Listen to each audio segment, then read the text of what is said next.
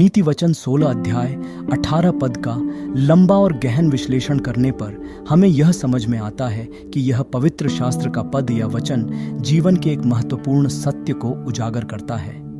वचन कहता है, विनाश से पहले घमंड और पतन से पहले गर्व होता है। इस कथन में निहित अर्थों को समझने के लिए इसे अलग अलग हिस्सों में विभाजित करके देखा जा सकता है।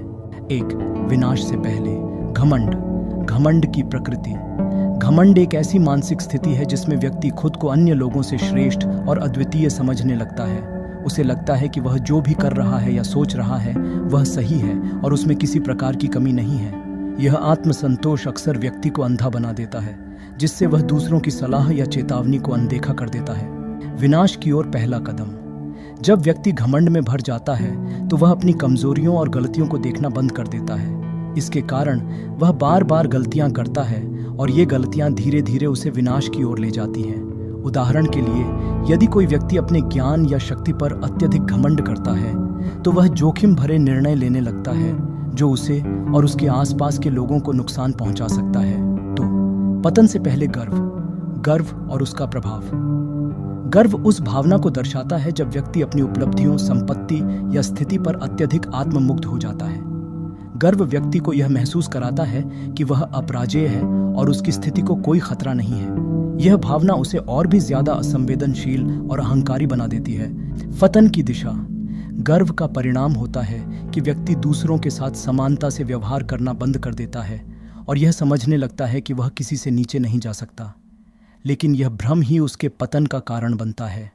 गर्वित व्यक्ति अपनी स्थिति की रक्षा के लिए कठोर कदम उठाने लगता है और जब उसे अपनी ही गलतियों का सामना करना पड़ता है तो उसका पतन होता है। 3. व्यावहारिक दृष्टिकोण। विनम्रता का महत्व।